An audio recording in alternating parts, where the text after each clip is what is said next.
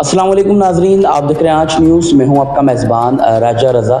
नाजरीन इस वक्त हम मौजूद हैं असिस्टेंट कमिश्नर लांडी सैयद ओन अब्बास के बाद। नाजरीन इस वक्त हम मौजूद हैं लांडी में 29 मई 2024 को सैयद ओन अब्बास आपकी यहाँ पोस्टिंग हुई है, तो इनसे जानेंगे 29 मई 2024 से लेके आज जो है जनवरी 2025 लग चुका है, तो क्या क्या वर्किंग उन्होंने की और इस वर्किंग के दौरान क्या क्या चैलेंजेस का जो है सामना हुआ। अस्सलाम वालेकुम, कैसे हैं आप? वालेकुम सलाम रज़ा, हम फाइन। How are you? आप कैसे हैं? सर अल्हम्दुलिल्लाह मैं ठीक हूँ। आप बताइएगा कि 29 मई 2024 को आपकी यहाँ पोस्टिंग हुई और काम तो वैसे हमने बहुत सारे देखे आपके कि आपने इंक्रोचमेंट वगैरह का सफाया करवाया, जो बजरी के डग्गे वगैरह जो लगे हुए थे, जो आज से पहले जो असिस्टेंट कमिश्नर थे वो ना हटा सके, आपके आने के बाद वो चीज़ें यहाँ से गायब हो गई, तो क्या प्लानिंग लेके आए थे और क्या क्या वर्क किया आपने कोरंगी और लांडी में? सबसे पहले रज़ा, हम thankful to all of you कि आपने हमें यहाँ पे विजिट किया।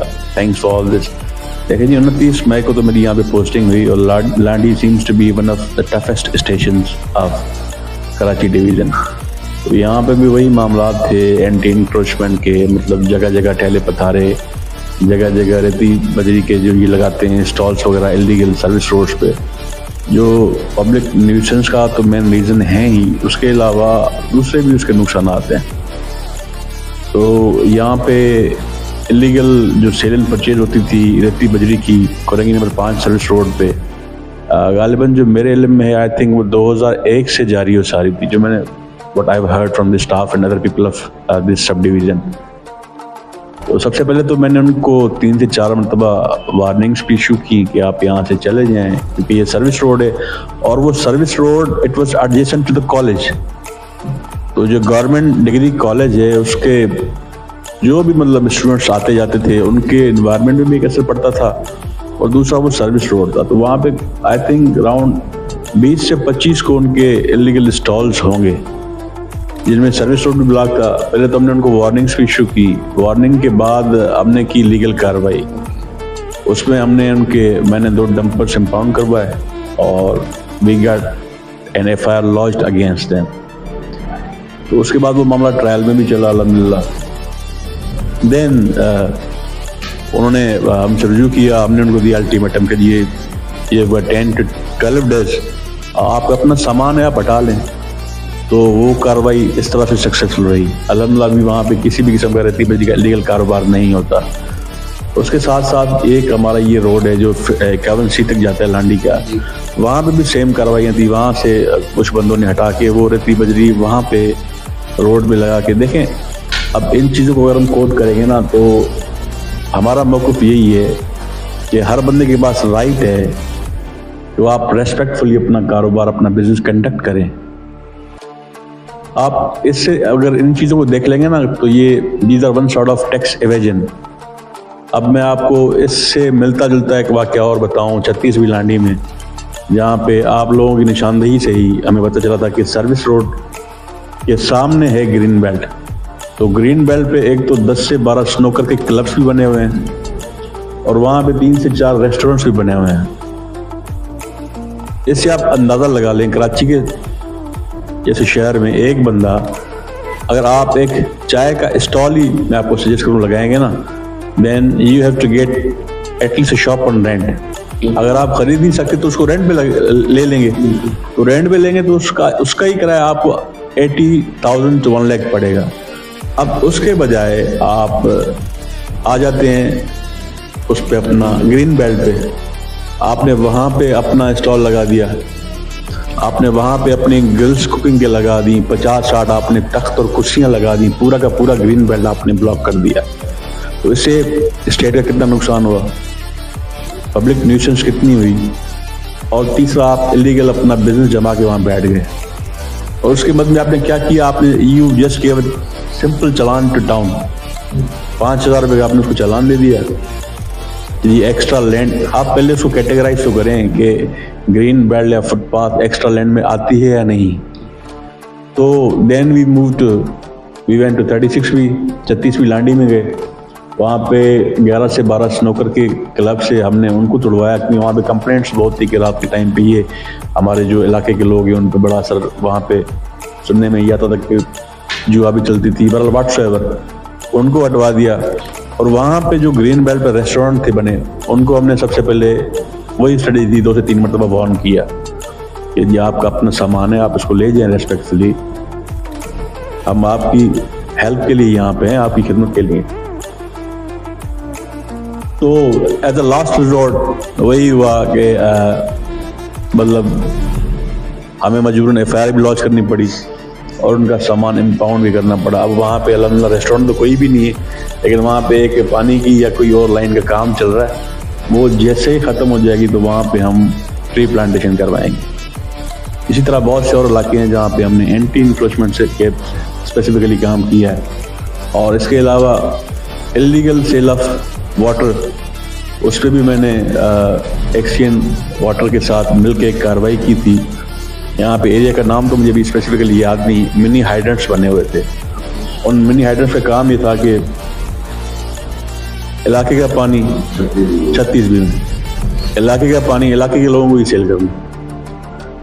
तो वहाँ पे एक नोटोरियस सा बंदा था जिसका प्रॉपर्ली नाम याद नहीं, कोई फौजी या कुछ कहते थे उसको, उस पर भी हमने FIR लॉन्च करवाई और उसका भी वो मिनी हाइड्रेंट ख़त्म किया।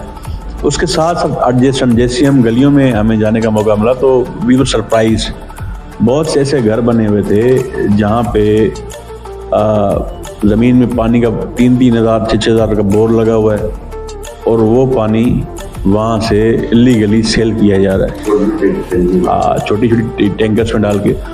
तो वो भी हमने वाटर बोर्ड के साथ डिस्कनेक्ट करवाए और उन पे भी हमने FIR करवाई। यानी बहुत सारी कार्रवाई जो है अब अमल में ला चुके हैं। जो इलीगल एक्टिविटी थी, चाहे वो रेती बजरी का काम हो या दीगर एक्सप्रेजेड कोई भी एक्टिविटी हो, तो इस एक्टिविटी को अमल में लाते हुए, इस कार्रवाई को अमल में लाते हुए आपके लिए क्या क्या चैलेंजेस का सामना हुआ और आपने कैसा देखा लांडी को, क्योंकि आप असिस्टेंट कमिश्नर लांडी हैं, तो आपको क्या चैलेंजेस का सामना हुआ यहाँ पे? देखा जी, चैलेंजेस तो यही है कि whenever we go out for these activities people are trying to block us through various sources. They try to exert pressure. किसी की कॉल आ जाती है कि जी ना करें, हमारा बंदा है, ये ना करें, तो वी ट्राई टू मैनेज। बाज़ औक़ात देख लेते हैं तो इश्यूज यही हैं। हिंड्रेंस, आवाम भी हिंड्रेंस क्रिएट करती है। सबसे पहले तो देखते हैं कि जो कहते हैं कि सर हमें इस बार आप छोड़ दें, हम नहीं करेंगे, तो we go for that, we definitely do. ठीक है जी, अगर बंदा बिल्कुल 1 नहीं 2 से 3 बार देता हूँ कि आप ठीक है, अगर आप कह रहे हैं कि हमारे जो पैरामीटर्स हैं हम रोड पे नहीं आएंगे, हम अपने लगा लें, ठीक है, नो इशू। बहुत मतलब ऐसे हुआ कि ऑपरेशन करने, कल रात ही मैं एंटी इंक्रोचमेंट ऑपरेशन में था। इधर मॉडल रोड ऑप्ट हुआ है नोमान फूड से आगे 89 तक। वहाँ पे एक रेस्टोरेंट था, उसने कहा सर आप मुझे ना करें कोई भी कार्रवाई, कोई फाइन ना करें, it's a promise to you, मैं इसको अपनी लिमिटेशन में लेके आता हूँ। We said fine, it's good, अच्छी बात है, क्योंकि बीइंग अ सिटीजन उसका राइट है, वो अपना इस स्टेट में बैठ के अपना कारोबार करे विद ड्यू पैरामीटर्स। तो उस तरह से जो समझते हैं लोग कि सर हमें वार्निंग दे दें, हम दोबारा नहीं करेंगे, या हमें इस चीज़ का आइडिया नहीं था, हम देख रहे हैं कि फलां ने भी लगाया हुआ है, रजा भाई ने भी लगाया हुआ है, तो मैंने भी लगा दिया, लेकिन आइंदा तो वी एक्सेप्ट। आपकी जॉब का कहाँ से आगाज़ हुआ, कहाँ से आपने अपनी ड्यूटी ज्वाइन की और यहाँ से लांडी से पहले कहाँ आपकी पोस्टिंग थी? लांडी को स्पेशली कैसा देखा आपने इलीगल एक्टिविटीज़ के हवाले से? देखिए जी, लांडी से पहले तो मेरी फील्ड की पोस्टिंग थी इंटीरियर सिंध से। I was assistant commissioner in subdivision named as Garhi Khero, district Jacobabad. That subdivision was adjacent to Balochistan, तो उसके साथ थोड़े बहुत वो नज़दीकी थे, तो वहाँ से मेरा ट्रांसफ़र हुआ। तो डेफिनेटली एक लाइफ स्टाइल और चीज़ों में डिफरेंस तो आता है कि इंटीरियर सिंध के एक सब डिवीज़न से लेके आप कराची के किसी सब डिवीज़न में आते हैं। तो इससे पहले मैं एडिशनल डिप्टी कमिश्नर 2 भी रहा डिस्ट्रिक्ट कोरंगी में, उसके बाद मेरा ट्रांसफ़र हुआ यहाँ पे लांडी में। तो डिफरेंस बहुत है वर्किंग स्टाइल में, एनवायरनमेंट में बहुत बड़ा डिफरेंस है। इंटीरियर का माहौल और कराची के मतलब एक एनवायरनमेंट में बहुत बड़ा डिफरेंस है।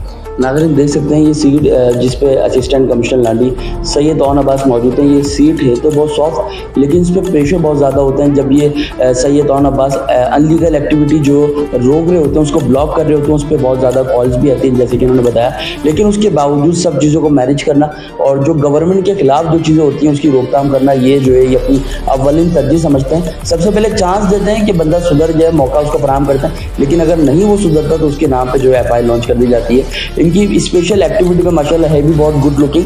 तो इनकी स्पेशल एक्टिविटी पे जो ये वर्क कर रहे होते हैं लांडी में, तो national peace alliance council Pakistan के जो चेयरमैन है उनकी निगाहों में इनकी एक्टिविटी आई, जिसकी बिना पे जो है आप देख सकते हैं ये नेशनल हीरो अवार्ड से जो असिस्टेंट कमिश्नर लांडी सैयद ओन अब्बास को नवाजा गया। आप ये देख सकते हैं ये अवार्ड जो है असिस्टेंट कमिश्नर लांडी को मिला इनकी हेल्थी एक्टिविटी पे जो है वर्क लांडी में कर रहे होते हैं। अच्छा, देखा गया है कि आप हमेशा आवाम के दरमियान होते हैं। बहुत सारे असिस्टेंट कमिश्नर ऐसे होते हैं जो तो या तो ऑफिस से ही नहीं निकलते, या अगर ऑफिस से निकलते हैं तो बस विजिट किया और आ गए। लेकिन आपको स्पेशली ये देखा गया है कि आप आवाम के दरमियान होते हैं और आवाम आपसे बहुत ज़्यादा खुश है। वो आवाम जो इलाकाई आवाम है जिनके लिए प्रॉब्लम्स का सामना होता है वो बहुत ज़्यादा खुश नज़र आती है। तो वो आवाम की मोहब्बत को देख के कैसा फील होता है आपको? बहुत बेहतरीन फील करता हूँ, स्पेशली क्योंकि ये आवाम ही आइडेंटिफाई कराती है इश्यूज़ को। अगर मैं अपने आप को कन्फाइन करूँगा इस ऑफिस में, then I would never come to know what's going to happen in my jurisdiction. मुझे क्या पता कि जहाँ पे रज़ा की राय है वहाँ पे क्या मसला है। अगर मैं अपने आप को सिर्फ कन्फाइन करूँगा इस एक रूम में, कभी भी इस चीज़ का मुझे अंदाज़ा नहीं होगा कि बाहर मेरे जुरिस्डिक्शन में क्या क्या इश्यूज आ रहे हैं। तो आवाम में निकलने का यही मकसद है। यहाँ पे भी जो भी लोग आते हैं उनसे मुलाकात करते हैं। काफ़ी सारे लोग टेलीफोन पे अप्रोच करते हैं, टेलीफोन पे अपनी कंप्लेंट्स बताते हैं कि जी सर ये, तो उनकी कंप्लेंट्स पर एड्रेस की जाती है। तो इसलिए आवाम के साथ इंटरेक्शन करते हुए बहुत अच्छा लगता है और बहुत ज़्यादा खुशी तब होती है जब वो अप्रिशिएट करते हैं। बहुत ज़्यादा खुशी होती है। कभी कभी लोग ऐसे आ जाते हैं जिनको मैं नहीं जानता, लेकिन वो मुझे जानते हैं और बस कहते हैं कि sir you are doing a good job. तो उसमें मतलब अल्लाह पाक के लाख एहसान, एक बहुत अच्छा फील होता है। हमने आपके पास आने से पहले फीडबैक ली है आवाम के, तो आवाम बड़ी खुश है आपसे, बहुत मुतासिर है कि असिस्टेंट कमिश्नर लांडी बहुत अच्छा काम कर रहे हैं। तो स्पेशली बिलखुसूस इंटरव्यू पे एंड करते हैं, बिलखुसूस जो हमारे आज न्यूज़ के डायरेक्टर हैं राजा रियाज साहब, उनके बारे में आपका क्या कहना है? देखिए जी, you guys are always cooperative. Raja भाई ने भी बहुत मरतबा चीज़ों को, वेरियस चीज़ों को आइडेंटिफाई करवाया, कोऑपरेट भी करते हैं।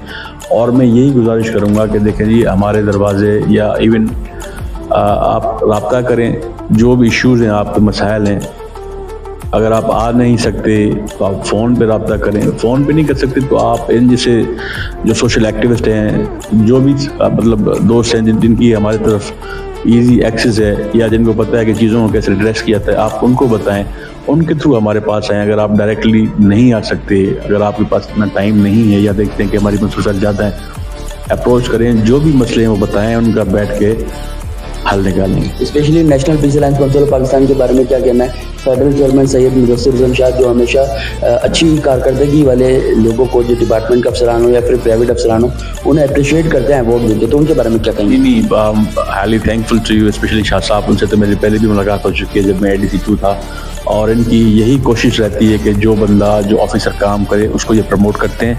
और I am highly thankful to you for this purpose. Thank you very much. Thank you so much for your time. जी नाज़रीन, जैसे कि आपने देखा इस वक्त हम मौजूद थे असिस्टेंट कमिश्नर लांडी सैयद ओन अब्बास के पास। नाज़रीन इस वक्त मौजूद है और उनकी हेल्थी एक्टिविटी पे, गुड एक्टिविटी पे आप देख सकते हैं एप्रिसिएशन अवार्ड जो है आज मिला है। इसी के साथ अपना मेज़बान राजा रज़ा को दीजिए इजाज़त। अस्सलाम वालेकुम।